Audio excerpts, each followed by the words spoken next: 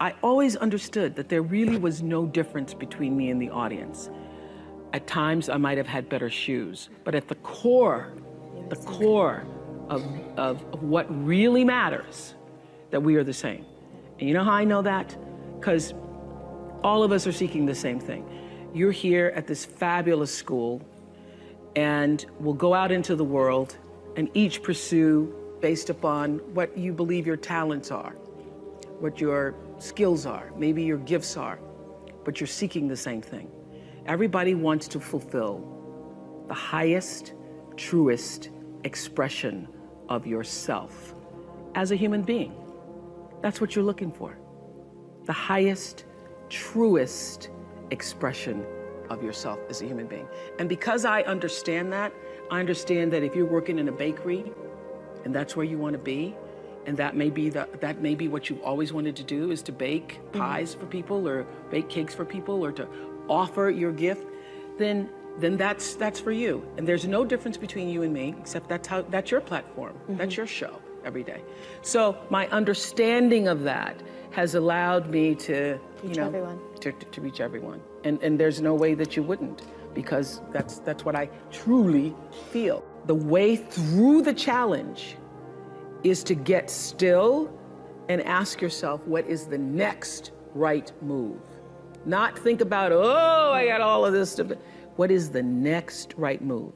And then from that space, make the next right move and the next right move. And not to be overwhelmed by it, because you know your life is bigger than that one moment. You know you're not defined by what somebody says is a failure for you, because failure is just there to point you in a different direction. If I leave you with nothing else, just know this for sure. There is not one thing that has ever happened to you, not one experience, not one encounter, not one crisis, not one joyful thing, that hasn't happened just to make you better and help you rise. Every single thing you're calling in, whether you know it or not, when you figure out that you are calling it in, when you actually start meditating or praying or doing or having a spiritual practice, which is the number one thing you need if you want to be successful in the world. You need something that gives back and nourishes you, regardless of what you call that. You need to fill your cup so that you can be so full your cup runneth over and you have enough to give to other people. If you don't fill your cup, you end up dried up. You end up tired, exhausted, and don't have enough to give to other people. You end up resentful every time somebody asks you, because your cup is empty and now they want some of yours. So your number one job is to fill your cup and make yourself whole. So for me, the foundational base of empowerment, of entrepreneurship, of any kind of engagement, the foundational base of my success, of my well-being, my wholeness, my everything, is knowing who I am and where I come from. In my living room right now is a painting that I've owned now for 30 years. You can Google it. It's called To the Highest Bidder. And it's at the center of my house. And it's at the center of my house because it actually is symbolic of the foundation of not the house, but the foundation for my life. The painting is by Harry Roseland, who was a genre painter in the early 20th, late 19th century. And the painting is over 6 feet tall, and it shows a slave woman on the auction block holding her daughter's hand. And I cannot come in the door, my front door, or I cannot leave without passing that painting. I am reminded of where I come from every day of my life, and I am reminded because I never want to forget it. And in my library, I have a framed list of enslaved African-American people, remember I showed you, who were held in bondage on various plantations, listed in the ledgers alongside the cows and the horses and the buggies and the other property. And I pass this list every day. And often I stop in front of it and just speak their names out loud and their ages. Jonas, 11 years old, $500. Sarah, 41 years old, $900. Elizabeth, 57, $800. And I force myself to consider the absurdity and the obscenity of prices being affixed to each one should they be placed up for sale. And I sometimes just pause before them with a prayer, particularly before I have to make a big decision about one of my companies or whether I move forward or whether I stay still. It reminds me, speaking those names out loud, not only of where I've come from, but how far I have to go because of them. And it reminds me that I am never alone. It reminds me of what I've come through to get through.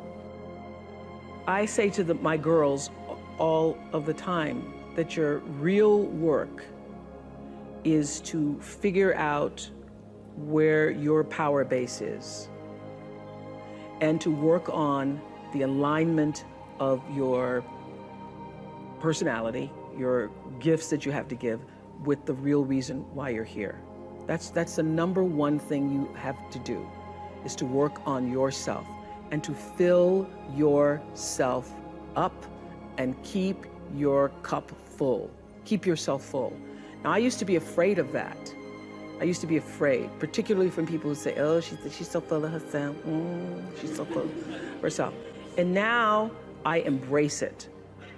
I consider it a compliment that I am full of myself.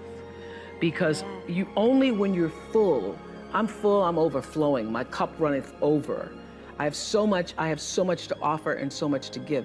And I am not afraid of honoring myself. You know, it's miraculous when you think about it. Everybody has a different talent. And the reason we're all so messed up is because you're looking at everybody else's talent and wishing you had some of their talent. All the energy that you spend thinking about, wishing about, being jealous of, envious of anybody else is energy that you're not only putting out, it's going to come back to you negatively, but you're taking that away from you. All your energy should be forced on, what do I have to offer? What do I have to give? How can I be used in service? Because Dr. King's message of not everybody can be famous, but everybody can be great, because greatness is determined by service. And there is not a job in here that you can do that you don't switch the paradigm to service and not make that job more fulfilling. I don't care what the job is. If you say, I'm a singer, I'm a dancer, I'm an artist, I'm a teacher, I'm a nurse, I'm a doctor, I'm a janitor, I'm a clerk, if you say, if I look at this from, how do I use this in service to something bigger than myself? It no longer becomes a job. It becomes an offering to the world. The first law is the third law of motion in physics, which says, for every action, there's an equal and opposite reaction. And we showed that very beautifully in The Color Purple, when Miss Seeley says to Mr., everything you even try to do to me is already done to you. That is not just a rhetorical saying, that is law. That is Newton's third law of motion in physics, which says everything that goes out is coming back. It's just like everything that goes up is coming down. May take it a long time to come down, is coming down. Everything that goes out is coming back, it's coming back. So to answer the power of manifestation and meditation, what meditation does is sync you up with the source. What meditation does is allows you to literally tap into the power that created you, so that you are in alignment with that. And so when you carry that out into the world, everything that you do comes from the center of that alignment that's coming from the source that we call God, we call divine energy, divine intelligence, whatever name you want to give it to, we call life. When you are synced up with life, life just gives to you.